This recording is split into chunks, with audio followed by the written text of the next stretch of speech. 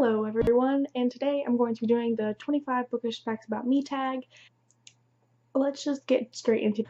When I read a hardback book, I always have to take the sleeve off because I don't want to mess it up, and I feel like it just gets in the way when you're trying to read. If a book is really good, I will stay up to finish it no matter what I have to do the next day or how late it is. For example, I absolutely refuse to buy a book that has the movie cover on it. I refuse. I will never buy it. The only John Green book that I have read is Paper Towns, and while on the subject of John Green, I have an autographed copy of Paper Towns. I also have autographed copies of Living Like a Runaway, Lita Ford's memoir, The Outsiders by S.E. Hinton, and a signed first edition of Glass Sword by Victoria Aveyard. I'm really obsessed with reading either biography books or memoirs about musicians and bands that I like. I'm not really into the whole alien subject, so if there's a book that's about aliens, and even if people say it's really good, I'm probably going to be really hesitant to read it or really not want to. When I'm not reading YA, I read a lot of murder mystery novels, and my favorite murder mystery novelist is Mary Higgins Clark. I've read a bunch of her books, and I am in love. I'm a sucker for a good mystery. I'm not really into like comic books, like as in the superhero sense, but I have upwards of 60 Archie comics that I collect because I am obsessed and I love it. I always cry in books. Like, it might not even be sad, but it might be something that just hits me in my feels and I cry. Like in Harry Potter, whenever I get really into a series, I'll debate writing fan fiction about it. I have a Harry Potter Marauders era fan fiction that I'm writing, and it's actually published. I get really annoyed when people mispronounce characters' names, and like when sometimes it's understandable because we all do it. But for example, when I first started getting into BookTube, I watched Jesse the Reader's Red Queen review, and he called Maven Mavin, and I was ready. It irked me so bad. But I love his channel and his reviews. No disrespect to Jesse the Reader, but that's just a fact about me. The beach is one of my favorite places to read, but I always read under an umbrella because pale life. I have at least one book with me at all times. I have a Gigantor purse, and I always carry one book in it, which is obviously usually the one that I'm reading at the time, but if I'm really close to finishing it and I know that I'm probably going to finish it while I'm out, I will also bring another book, just in case. I am a huge writer, and I actually want to major in English at college, and I have 3 novel ideas right now.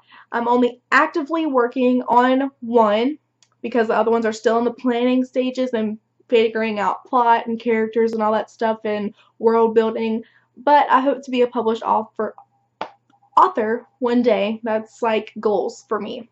I feel like I'm not alone when I say this, but I prefer physical copies to ebooks. I really don't like reading ebooks as much. Yes, it's convenient, but nothing will ever match the feeling of turning the pages of a book. My Goodreads goal for 2016 is 50 books, and as of this video, which I'm recording on June 3rd, I am at 18. So I have a lot of reading to do for us to be halfway through the year. Some of my favorite books to read are fairy tale / classic book retellings. I'm obsessed. Before BookTube, I really didn't make a TBR, and I actually didn't make a TBR until I did my first May wrap-up / June TBR, and that's the very first TBR I've ever made. I am a hardcore fan of the Red Queen series, and I have a copy of Cruel Crown, which is a collection of 2 novellas, one about Cal's mother Corianne and another about Farley. I've yet to finish Cruel Crown. It's currently still on my currently reading list on Goodreads because I want to be able to pick up when I left off, but I loved Queen's Song, which is the first one in the book, which is about Cal's mother, and it's great. I loved it. But Steel Scars, the one about Farley, I just couldn't to get in it. I couldn't get into it. So I just decided to stop trying. I would try and reread it, start it, and I just couldn't get into it. I know I'm a horrible person. I'm sorry. Unlike a lot of booktubers, I can only read one book at a time. I just can't focus on more than one. I really don't like poetry all that much. Maybe that's just because school made me read all these boring poems and instilled this hatred for poems in me. But I always, and I mean always, make a poetry exception for Edgar Allan Poe. When I was younger, my grandma got me the first Harry Potter book, and I was adamant, and I mean adamant, that I was not going to read it because it just sounded plain weird. But I eventually started it for the sole purpose of making my grandma happy because she had bought it for me, and here we are. Thank you, Grandma. I appreciate it. I read the entire Harry Potter series through the duration of my 5th grade year, and in 5th grade I finished my work early a lot because nerd life, and I had a lot of time to read afterwards when I was done with my work. And it seemed like every single time someone in this series died, it was during one specific class, my math and social studies class, and I vividly remember sitting there at my desk reading the books, bawling during this class because one of my favorite characters was dying, or just even a regular character, and I was just like trying to be quiet, but I'm sobbing, and because I was a little punk that didn't want people to know I was crying, and it caused struggle, man. I would just be crying, bawling, and I was like, don't let anybody see your tears, Brooke. So yeah. Well, that's 25 bookish facts about me.